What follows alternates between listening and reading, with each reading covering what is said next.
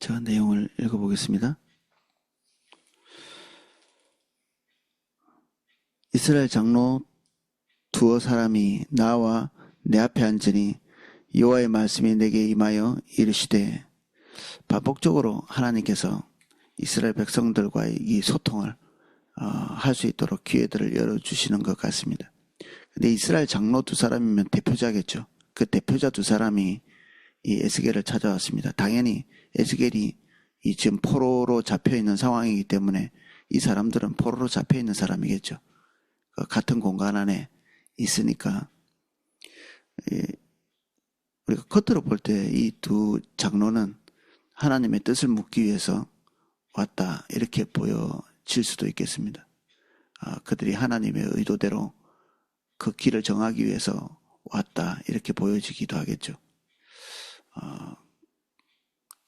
2절입니다.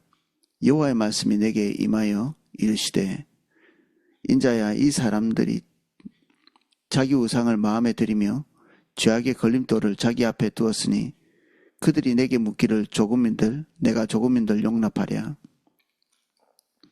그들이 선지자 앞에 나왔다는 것은 하나님 앞에 나왔다는 뜻이 되기도 하는데, 그들이 하나님 앞에서 이렇게 나오면서 그들의 중심 안에서 하나님께서 달가워하시지 않는 요소들이 그대로 있는 상태에서 이렇게 나온 거죠. 하나님께서 그들에 대해서 환대하거나 또 기뻐하거나 또 뭔가 이게 긍정적으로 보시거나 이런 게 없죠. 하나님이 인간과 함께 교제하기 위해서 인간이 창조되었는데, 어떤 사람들이 하나님 앞에 이렇게 나왔는데도 하나님께서 그들을 기뻐하시지 않고 또 그들을 수용하지 않는, 이게 하나님 속에서 이런 것이 있다는 것 자체가 우리에게 감정적으로 좀 불편하고, 하나님께 나온 사람에 대해서 하나님께서 야박하게 하는 것 같은 그런 느낌을 주기도 하죠. 한 면에서는 하나님 앞에 나가는 행위를 늘 하고 있는 우리에게 두려움을 주기도 합니다. 내가 하나님 앞에서 나가서 지금 서 있고 우리의 중심을 하나님 앞에 두려고 하는데, 하나님께서 나에 대한 생각이 환대가 아니면 그게 두려운 거죠.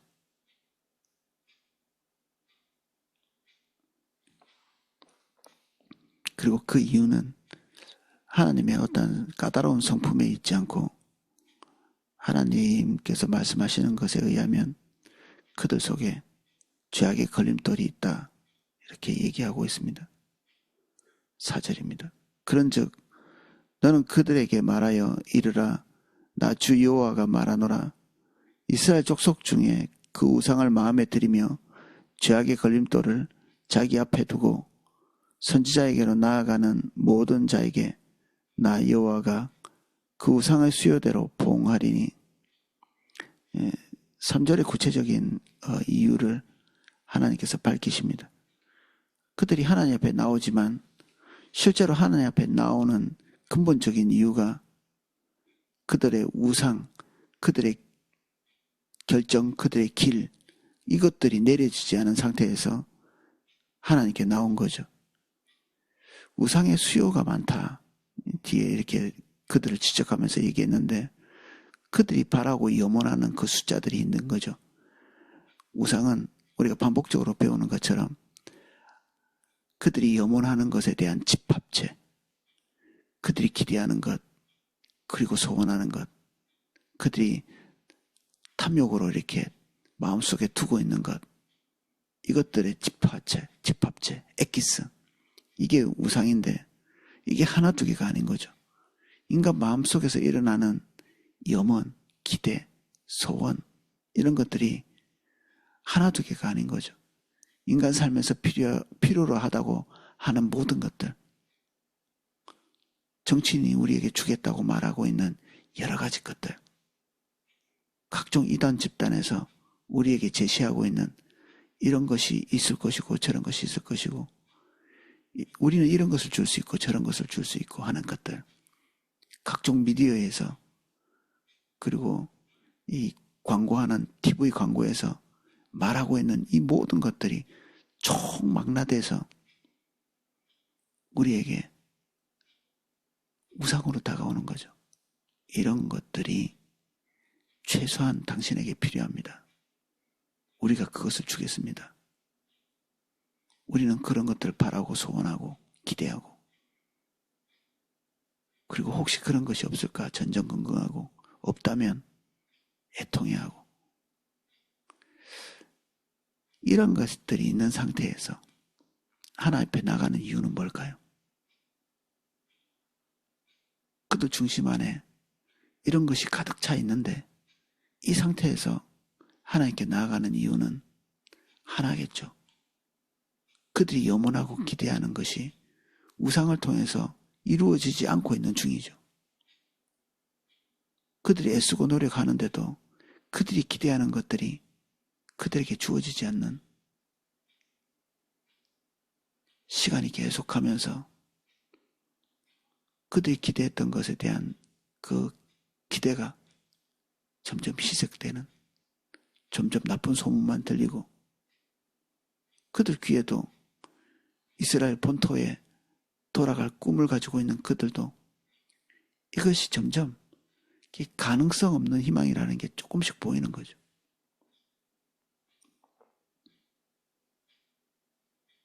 그럼에도 불구하고 이것이 단념되지 않기 때문에, 희망이 없고 소망이 없음에도 단념되지 않기 때문에 그들은 그래도 가장 익숙한 하나님께 나와서 마지막 희망을 거는 거죠. 그들이 가지고 있는 소망을 내리고 하나님의 뜻대로 가기 위해서 나온 것이 아니라 그들의 염원과 그 우상 숭배하는 것과 똑같이 하나님을 어떻게 조종해서 자기들이 기대하는 것들을 획득하고자 하는, 이게 우리가 늘 배우던 기복신앙이죠. 하나님을 수단 삼는.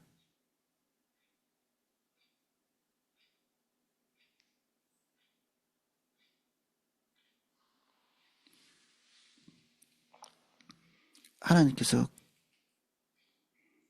나오는 것 자체를 기뻐해서 그들이 소원하고 기대하는 것 중에 일부라도 들어주시고 그들을 설득하시는 게 아니라 단호한 말씀을 하십니다. 너희들이 기대하는 것 단 하나도 이루어지지 않을 뿐 아니라 네가 그 소원과 그 열망에 따라서, 그 수요에 따라서 징벌할 것이다.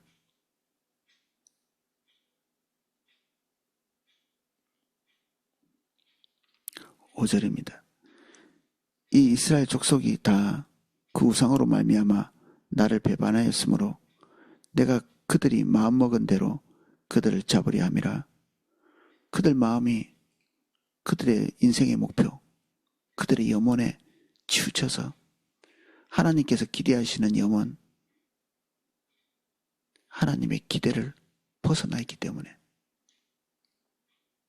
이스라엘 백성을 향한 하나님의 마음을 짓밟고 그들이 하나님을 사랑의 대상이 아니라 자기 염원을 성취시켜줄 우상이나 진배 없는 그런 대상으로 여기고 있고, 그렇게 나와 있기 때문에 그들을 용납하지 않을 것이다 얘기하고 있습니다.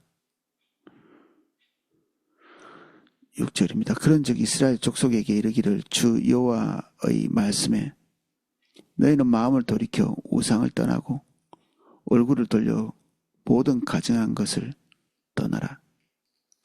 모든 가증한 것은 인간의 염원이죠. 각자 개인 하나님 앞에 나와 있는 그 사람들이 마음속 밑에 깔아놓고 그리고 포장하고 있는, 덮어놓고 있는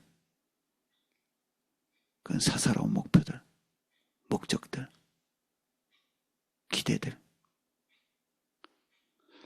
그런 것들을 직시하고 돌이킨 상태에서, 내려진 상태에서 하나님께 나오라고 얘기하고 있죠.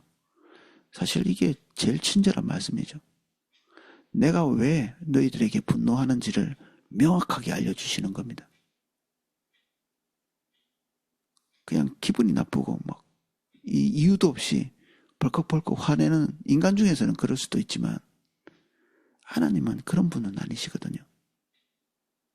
하나님이 인격 파탄자가 아니시고 그리고 사람들에게 고통을 주는 것을 즐거워하는 사이코패스도 아니시기 때문에 하나님께서 분노하시고 그리고 징벌하시겠다고 사실 이게 협박에 가까운 건데 이게 이 말이 사람 대 사람으로 하면 이런 말을 거르지 않고 한다는 것은 가장 사랑이 많으시고 인내가 많으시고 그리고 인간의 필요에 대해서 항상 선한 마음을 가지고 계시는 하나님께서 분노할 만큼 그때 중심이 혼탁해져 있는 거죠. 뒤섞여 있고 하나님에 대한 모욕이기도 합니다. 하나님 앞에 나오면서 하나님 그분 자체를 목표로 하지 않고 그들이 가지고 있는 염원과 소원을 앞세우고 나온다는 것 자체가 하나님에 대한 모욕이기도 하죠.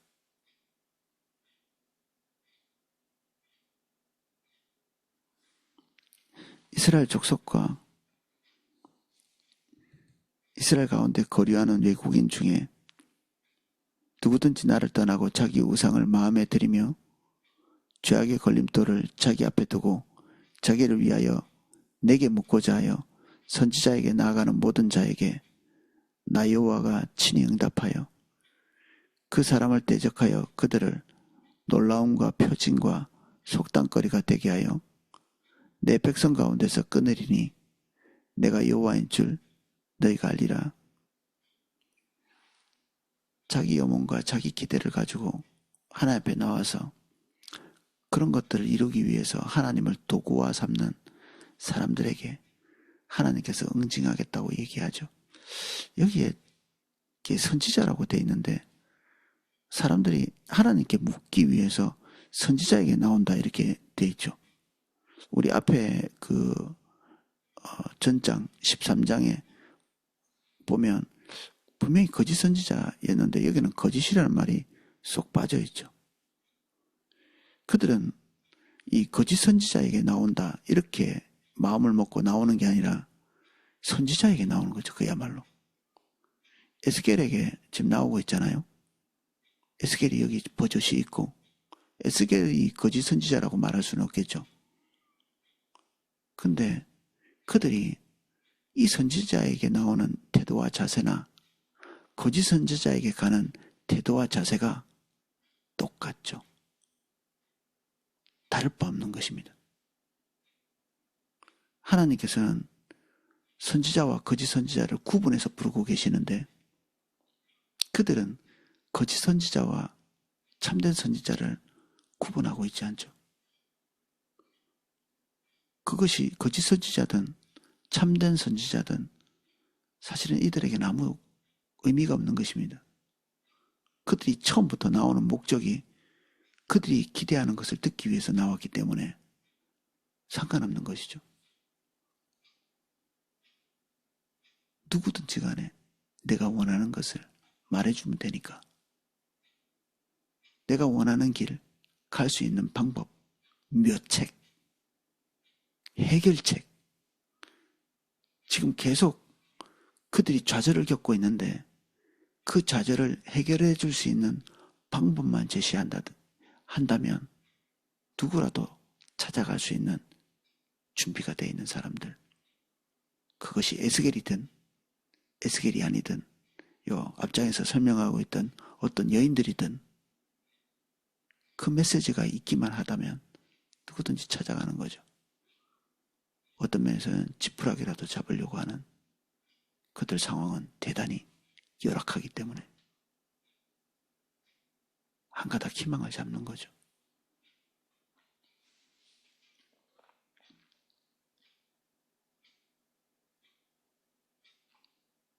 그렇게 나오는 자들에게 하나님께서 응징함으로써 그렇게 나오는 자들의 모든 앞으로 하나님을 수단 삼기 위해서 오는 자들에게 응징하면서 표본이 되게 하겠다는 거죠.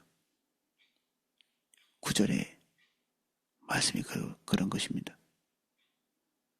8절이 만일 선지자가 유혹을 받고 말을 하면 나 여호와가 그 선지자를 유혹받게 하였음이거니와 내가 손을 펴서 내 백성 이스라엘 가운데에서 그를 멸할 것이라. 이 선지자는 제가 볼 때는 그냥 선지자 같습니다. 이 말이 에스겔도 포함하고 있다면 에스겔에게 하고 있는 경고이기도 하겠죠. 너 그들이 원하는 것 뻔히 알고 있지만 내 말만 전해.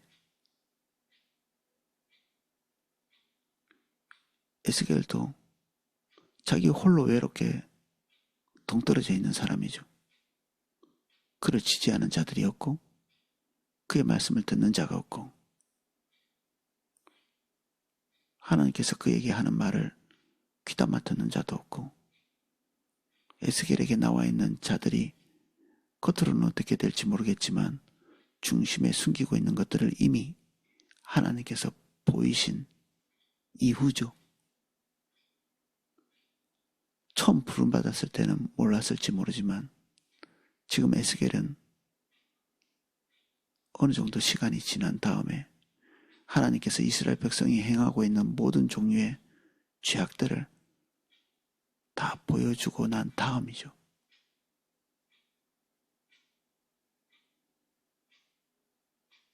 사실 그들의 마음을 숨기고 나왔겠죠. 에스겔에게 우리는 우상 숭배하고 있고 우리가 원하는 건 따로 있고 그런 식으로 자백하면서 나오지는 않았을 거거든요. 하면은 두려움이죠, 이게. 선지자가 가지고 있는. 선지자가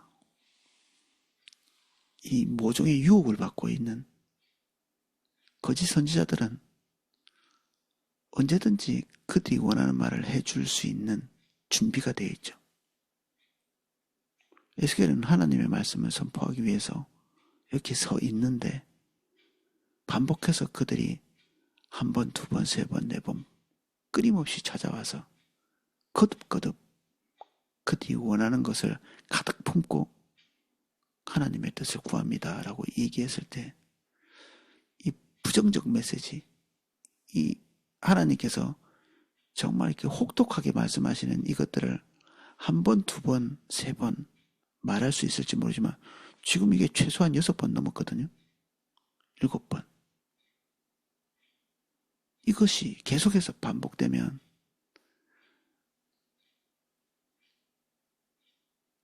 쉽지 않은 거죠.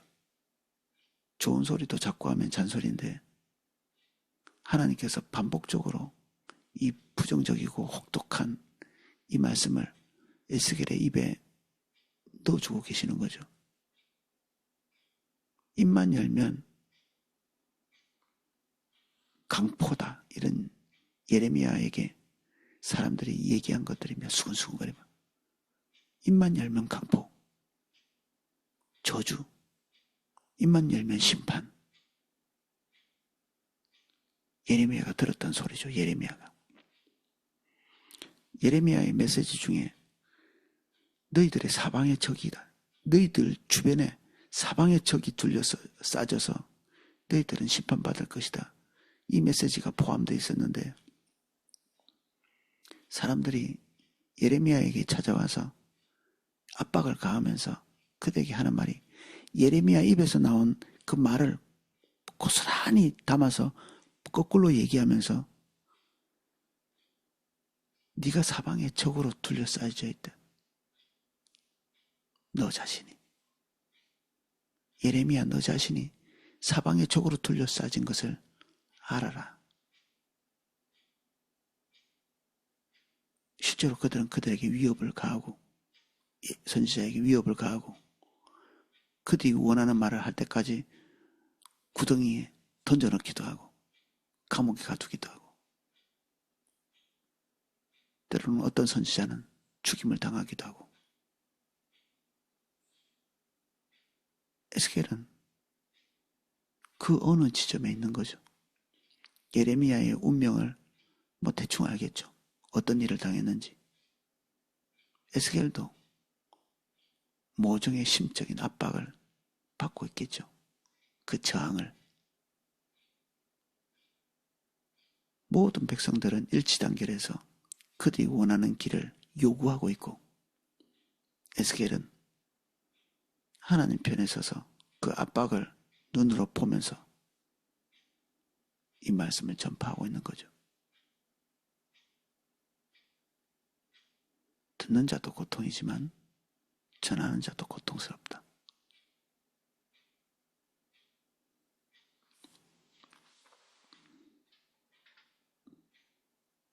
선지자의 죄악과 그에게 묻는 자의 죄악이 같은즉 각각 자기의 죄악을 담당하리니,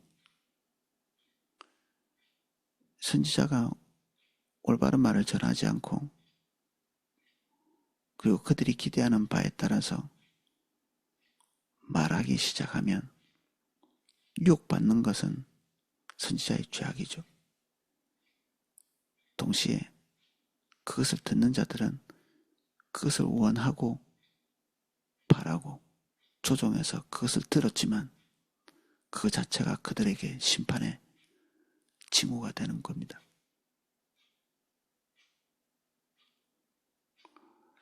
이는 이스라엘 족속이 다시는 미혹되어 나를 떠나지 아니하게 하여 다시는 모든 죄로 스스로 더럽히지 않게 하여 그들을 내 백성으로 삼고 나는 그들의 하나님이 되게 되려 함이라.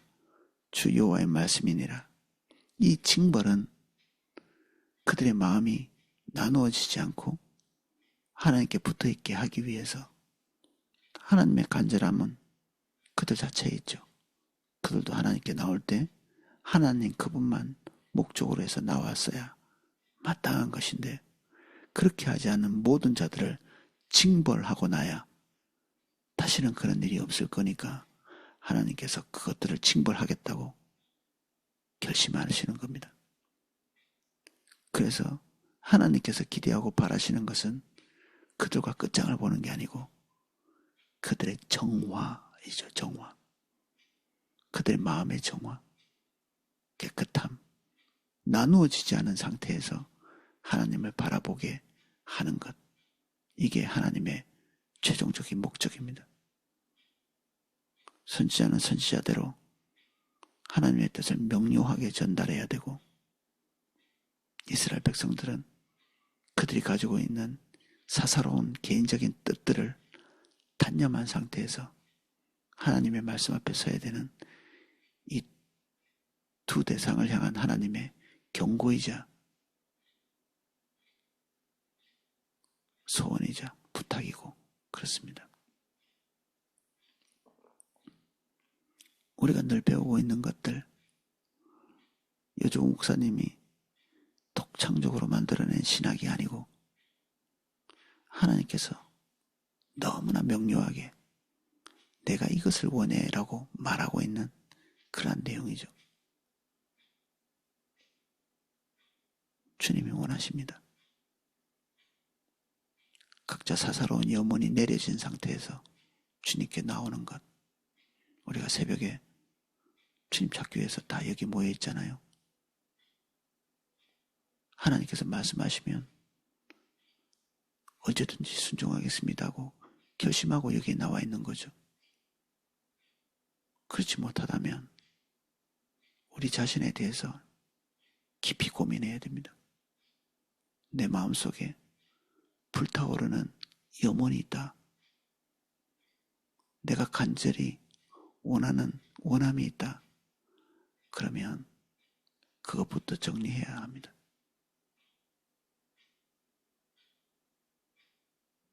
우리의 목표, 우리의 목적은 주님 외에는 없어야 올바른 것입니다.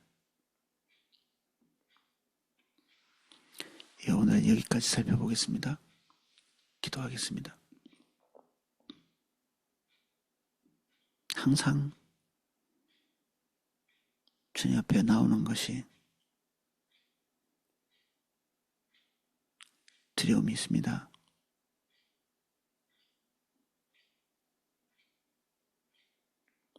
우리가 나 자신의 의도와 중심을 의심합니다.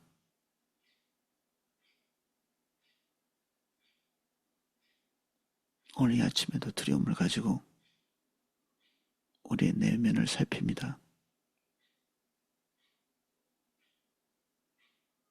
우리는 하나님을 원망할 때가 있지만 사실 적반하장이나 마찬가지입니다. 하나님은 악을 행하지 아니하시고 하나님은 불의한 것이 없으시고 부당한 처우를 우리에게 주시지 아니하십니다. 우리가 하나님 앞에 불편한 감정이 있다면 전적인 우리 잘못입니다. 우리의 감정이 펴지게 해주십시오. 하나님을 향해, 교회를 향해, 지체 한 사람 한 사람을 향해, 우리가 관계하는 모든 사람을 향해 우리의 마음이 펴지게 해주십시오. 모든 종류의 불편한 감정들이 점검되게 도와주십시오. 모든 원인이 박혀 있지 않고 우리 속에 있습니다. 우리가 때로는 부도, 때로는 명예도, 때로는 영향력도, 때로는 우리의 소원을 성취하는 것들에 집중합니다. 내려줄 수 있는 은혜를 주십시오. 오늘 이 아침에 성령님 오셔서 우리의 중심이 정리되고 다시는 우리의 영혼을 성취시키기 위해 몸부림치는 그런 몸부림이 단념되게 해주십시오. 우리가 주님의 영혼을 위해 삽니다. 우리가 하나님의 뜻과 하나님의 의를 위해 살기 위해 태어났습니다. 새 마음 주십시오.